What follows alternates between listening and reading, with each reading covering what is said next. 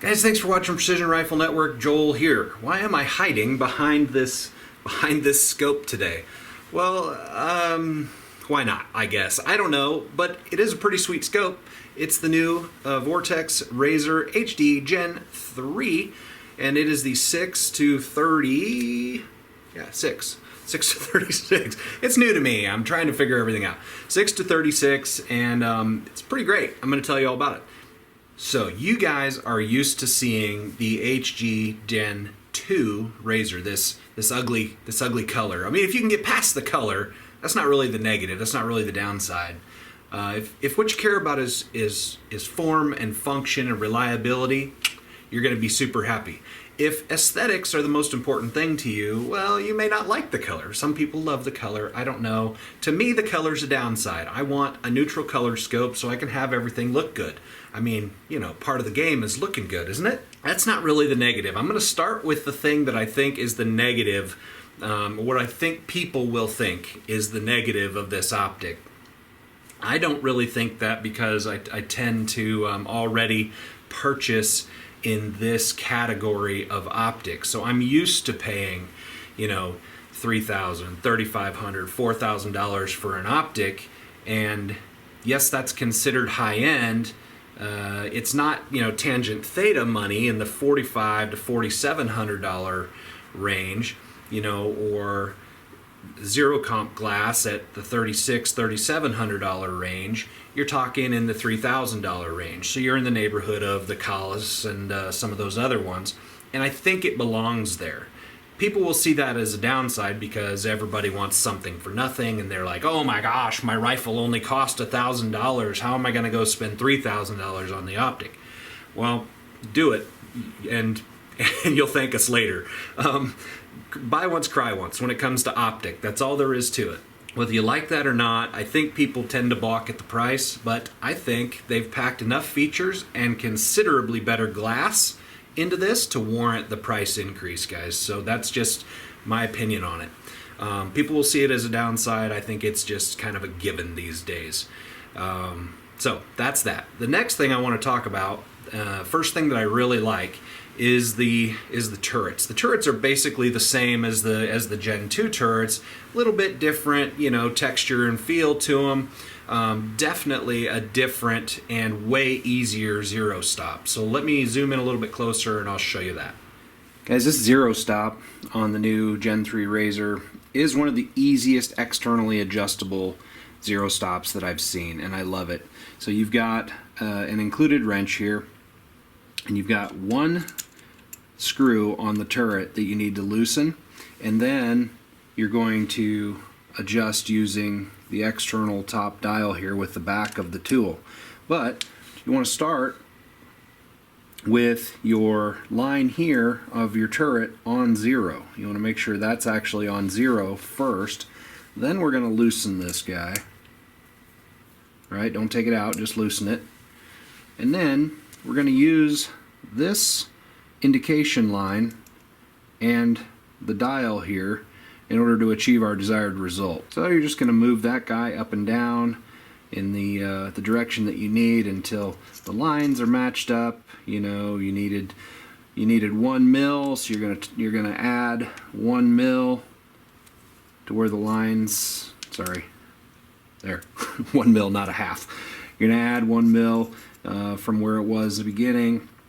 And then once that is achieved, it's hitting where you want, and you tighten back down your set screw.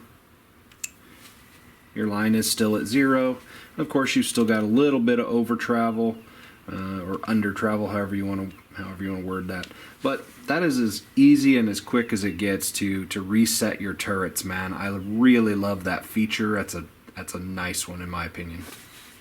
Alright guys, the next thing that I think is a big plus when it comes to this scope is the parallax. So if you've ever shot 22 long rifle competitions and you've tried to use an optic that parallaxes, say, only down to 50 yards, and all of a sudden the match director puts targets at a closer distance than that, you might have noticed that you're missing targets, or you're not as accurate as you think you ought to be because you can't get the parallax down to where you need it. This Parallax is down to 10 yards. So that's incredible for the 22 long rifle crowd, and obviously it doesn't hurt for, you know, if you're just running center fires or whatever. And obviously Parallax is, you know, there's numbers all the way out to 1,000.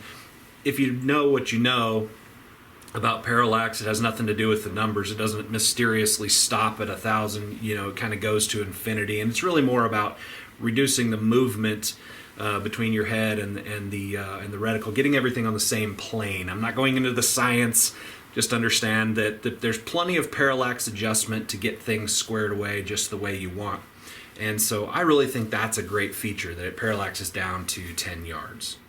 All right, and the last thing that I'll talk about here is the glass. So I think the entire scope, I might be embellishing a little bit, I think the entirety of the scope is made in Japan. I could be a little off on some of that because I don't know internals and what it takes to build these, but I do know for sure a lot of it's made in Japan. The glass is definitely from Japan, and there are really two main glass houses in the world. You know, one is from Japan, and one is from like Germany, shot glass. And so the Japanese glass is excellent. You really have to see through it in order to appreciate it. Now I'm going to give you some images that are showing just the zooming from 6 all the way up to 36 using a trigger cam, and then also just positioning my camera kind of behind the scope. And there's going to be some variation with that. You're going to see a little bit of shadowing around the edges and maybe dimming of the picture. I can assure you that is not the optic. If you look through this with your naked eye, you're going to be impressed. You can get a lot of detail even in the shadows. That's where it's not quite on the same plane as, say, the zero compromise or a tangent theta, is that when you look deep into dark shadows, how much good contrast can you get? This is not quite on the same level as the zero comp or the tangent theta in that regard. But as far as the brightness and the clarity under normal conditions, it really is pretty exceptional, and I think you would see that if you looked through it with your naked eye. But I'm going to give you some other view through the scope at this power tower or antenna or whatever it is. It's about 1,850 yards away, so a little over a mile away from my man cave here, out through my window, and hopefully you'll be able to just get an idea of what the magnification looked like and what the picture looks like when it's zoomed in, even out at that far distance. So let's take a look a little bit of that. I've got the scope mounted on top of a tripod, on top of a bag, looking at this radio antenna tower, which is about 1,800 yards away, a little over a mile away. And I've got a camera set up behind it here. I'm going to do my best to just kind of show you what the magnification looks like through here. So this is at 36. There's 30. Try not to touch it so it stays clear. 25.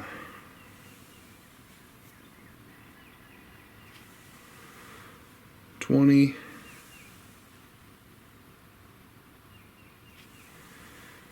15,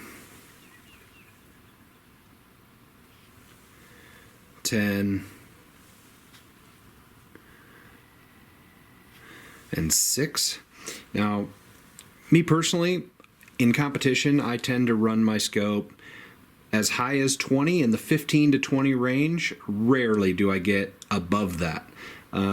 So that's going to be 15 here and 20 here. If I'm zeroing a rifle at 100 yards, then man, I like all the magnification, right? Because you want to be able to see those shots in the paper, and I think you can do that easily with this guy. Throughout the magnification range, the image stays clear and bright. It's definitely an upgrade from the Gen 2, and that was already a great scope. So, I don't know, if we back this down to say 20, now let me just zoom in on the camera and see if we can get a better image for you here. At least a little bit. And we start to get some shadowing because the angle of the camera is not perfect with the angle of the scope, but you get the idea. Alright guys, that's about all I have for you today. I'm not giving you all of those specifications sheet for the scope, because you can simply go to Vortex's website and look those up, and I encourage you to do so. You can check out all the accessories. I will say in the box they provide you with all the tools you're going to need to make your adjustments on the turret. They provide you with a throw lever, a lens cloth, and covers for the lenses. And you know, of course, I have to mention that amazing warranty from Vortex that you'll probably never need. These scopes are awesome, and these high-end ones are made very, very well. I've had a Gen 2 Razor for going on 5 or 6 years now. Actually, multiples. I have the 3 to 18 and the 3.5 to 27 or whatever it is. And I've had them for years with not a single issue, and I don't baby my gear, so these are very tough. But I think that's about all for me today, guys. So just a few things that I really like about it. And, you know, the one maybe negative of the price increase to get it. But I do think, again, those features and the glass make it worthwhile. So thanks for watching today, guys. Tune in again soon for another great video from Precision Rifle Network.